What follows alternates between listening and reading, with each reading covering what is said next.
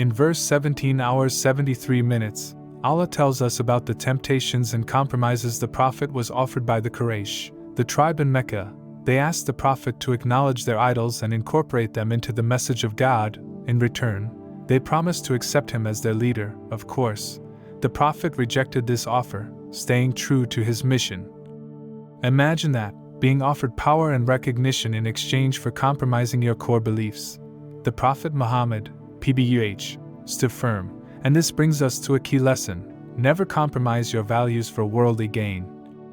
In verse 17 hours 74 minutes, Allah acknowledges that had he not strengthened the Prophet's resolve, he might have been swayed, even if just a little, but the consequence would have been severe, both in this life and the next. This is a reminder that staying on the righteous path requires divine support and strength. It's humbling to think about, right? Without that divine strength, even the most steadfast might waver. We must always seek Allah's guidance and strength in our own struggles. Then, verse 17 hours 76 minutes talks about how the Quraysh tried to expel the Prophet from Mecca. But Allah reveals that if they succeeded, they wouldn't remain in the city for long either. They were digging their own graves by persecuting the righteous. Here's the thing: oppressors might think they're winning in the short term, but in the long run, it's always the righteous who prevail, just like the Prophet's triumph after the conquest of Mecca. Verses 17 hours 77 minutes to 17 hours 79 minutes emphasize the importance of prayer and devotion, particularly in the early hours of the morning.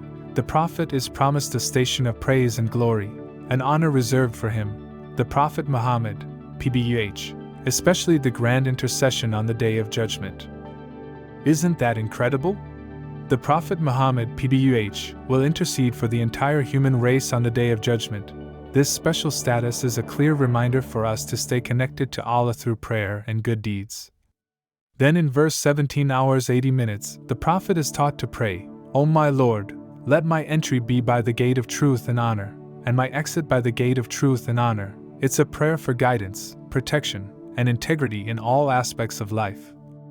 And in verse 17 hours 81 minutes, the truth is declared to be victorious over falsehood.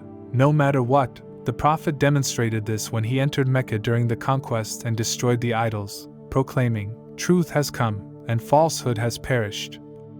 Verse 17 hours 82 minutes reminds us that the Quran is both a healing and a mercy for the believers.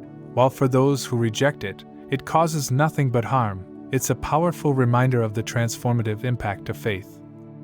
Finally, in verse 17:83-84, Allah tells us that while people may act according to their own dispositions, He knows who is truly guided. This is a reminder to trust in Allah's wisdom and plan, especially when faced with difficulties.